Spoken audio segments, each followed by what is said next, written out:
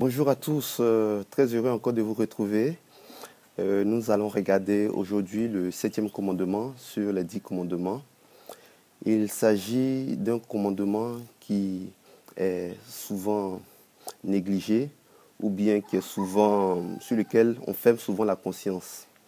Il est dit dans Exode 20, verset 14, « Tu ne commettras point d'adultère ». L'adultère, c'est le fait de coucher avec une femme mariée ou avec un homme marié, qui n'est pas bien sûr son conjoint. Et c'est un péché qui est souvent commis dans notre siècle, dans le siècle présent. C'est un péché qui est commis. Dieu dit tu ne commettras pas d'adultère. Pourquoi tu ne commettras pas d'adultère? Parce que l'adultère, c'est voler un bien d'autrui. Celui qui a son épouse, celui qui a son époux et qui partage son corps avec quelqu'un d'autre qui n'est pas son époux ou qui n'est pas son épouse, cela revient à commettre l'adultère. Jésus est allé encore plus loin. Là, ce sont des commandements de l'Ancien Testament, mais Jésus est allé vraiment beaucoup plus loin. Les gens pensent que le Nouveau Testament est venu alléger les lois. Non.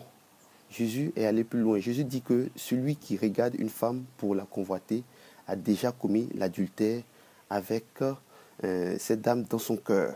Regarder une femme pour la convoiter, vouloir la désirer, vouloir avoir cette femme dans son lit et désirer coucher avec elle, c'est cela l'adultère. L'adultère commence déjà dans les pensées. L'adultère commence dans le cœur. L'adultère ne surprend pas.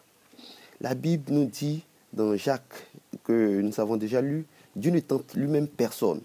Mais nous sommes tentés par notre propre convoitise. Et c'est notre convoitise qui nous amène à pécher. Dans Proverbe 7, il est donné l'exemple d'un jeune homme qui marchait et qui a rencontré une dame au cœur pervers, qui lui a expliqué beaucoup de choses. Il a écouté, il a hésité. Puis d'un seul coup, il s'est mis à la suivre comme un bœuf qui va à l'abattoir, comme un oiseau qui va dans le filet de l'oiseleur. Il s'est mis à la suivre. Et cela, il le fait pour sa propre perte. Pour sa propre perte, il va dans ce piège. L'adultère, c'est quelque chose qui peut toucher tout le monde. Tout le monde est emprunt au péché du sexe. Tout le monde peut être impacté par ce péché. Voici pourquoi nous devons encore faire beaucoup attention. Nous devons faire attention à notre corps. Notre corps ne doit pas être notre maître, mais nous devons être guidés par l'Esprit de Dieu. Nous devons être guidés par la parole de Dieu. Dieu dit que celui qui observe sa voix, celui qui observe sa parole, cette personne vivra longtemps. Mais celui qui n'observe pas sa parole, cette personne ira dans le feu de la géhenne. Voici pourquoi Jésus a donné cette instruction. Il dit, si ton œil est pour toi une occasion de chute, coupe-le et jette-le. Parce que mieux vaut entrer aveugle ou bien borgne dans le ciel que entrer avec les deux yeux, aller en enfer avec les deux yeux. Si ta main droite est pour toi une occasion de chute, coupe-la. Cela veut dire quoi? Ce sont des mesures qui doivent être dures, ce sont des mesures qui doivent être sans compromis. L'adultère, nous ne devons pas jouer, tromper sa femme. Et moi, j'ai entendu des collègues, des amis parler de se tromper de femme. Voici tous les termes qui sont utilisés pour justifier, bien pour cacher ce qu'on fait de mauvais.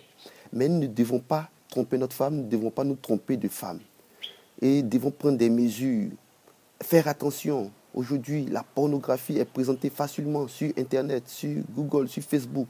C'est facile d'avoir accès, de convoiter, de créer en nous des désirs qui vont nous amener à chercher, à commettre l'adultère. La Bible encore, dans le Nouveau Testament, va plus loin, parle de l'impudicité, demande de nous garder l'impudicité, l'impureté, la fornication. Et toutes ces choses, nous devons nous garder notre corps pur et vivre. Dieu veut que l'homme ait des relations sexuelles, mais cela est encadré dans le cadre du mariage. Marions-nous, aimons notre femme, jouissons de la vie, jouissons avec notre femme de son corps, de nos corps respectifs. Mais Dieu veut que cela se fasse dans le cadre du mariage. Vraiment, que Dieu nous bénisse, gardons nos pensées, gardons notre cœur et évitons l'adultère. Amen. À demain.